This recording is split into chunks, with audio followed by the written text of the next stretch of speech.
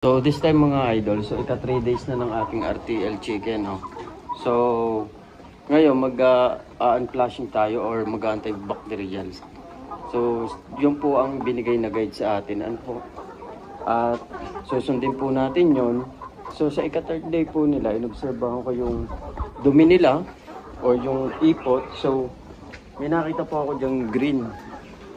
So sabi nila kapag daw may green ang dumi ng manok, so possible na siya ay merong malaria. So ipakita ko sa inyo guys, no? Ito siya. So ayun guys, yan, medyo may green. Ayan po siya, no? Ayan pa po. Yan. So tingnan natin dito. So sa part na to, medyo wala. Yan. So ngayon guys, kaninang umaga, hindi ko lang napakita na sa inyo yung video. Nilagyan ko din siya ng Primoxil. So marami namang uri ng gamot na powder na pwede nyong ipainom sa ating mga manok. So ngayon, nakalagay dun sa aking guide na sinusunod ay yung Sulfur QR. So yun ang gagamitin natin guys, no? So ngayon, mas maganda kung gamitan nyo muna siya sa umaga ng Primoxil, sa hapon ay Sulfur QR. So babago pa lang akong nag-uumpisa dito sa RTL na to. So yun yung aking susundin na guide. At saka sa mga nagbibideo rin at sa mga napapanood ko, yun din po ang kanilang ginagawa. So umpisahan na natin guys. Papakita ko sa inyo kung paano mag-mix ng Sulfur QR. So let's do this.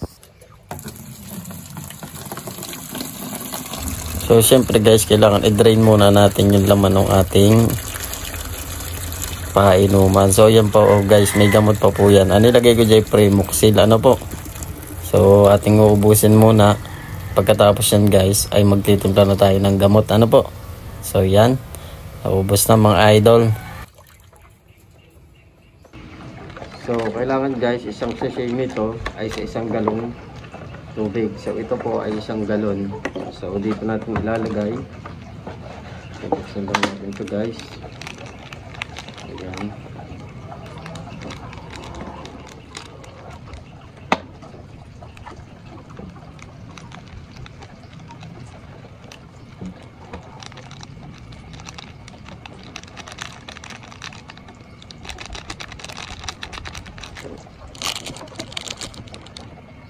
Ilagay natin dito.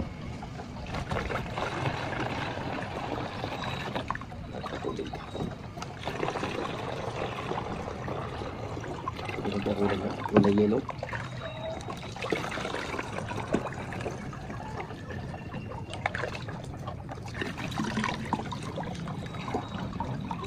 So di bali nga po pala, dalawang sachet ang ating titimplahin kasi po ang ating papainuming mga manok is 48 heads. So sa 48 heads to 50 heads, kailangan po ay dalawang sachet kasi po 5 grams ay equivalent 1 gallon. So doon po sa program ay kailangan po maka 10 grams po siya. So dalawa pong ganito ang ating papainom. So lagay na natin guys.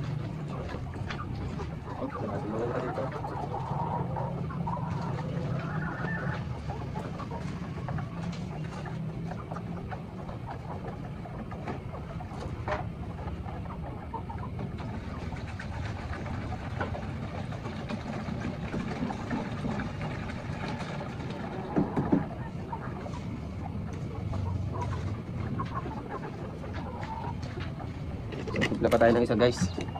So take note din po pala guys, ito po pala ay 3 beses nating gagawin.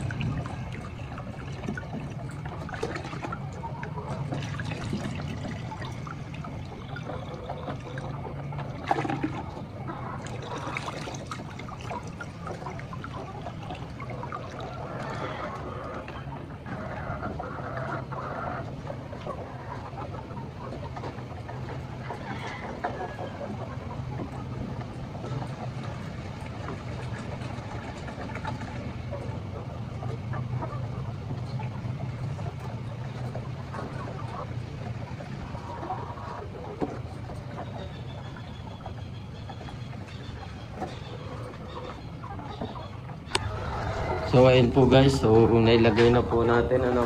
So hopefully na maging masigla at maging maayos itong ating mga manok at tumitlog ng maayos. So bago pa lang din po ako nag-uumpisa, so yun po ay napapanood ko din sa mga matagal na mga nag-RTL chicken at doon po sa binigay po sa aming guide nung aming binilihan nitong RTL chicken. So sana guys nakatulong at salamat sa mga sumusuporta ng aking YouTube. So mag-follow na po kayo at mag-subscribe para po updated kayo lagi sa videos kong gagawin. Yun lamang, and God bless you all. Thank you.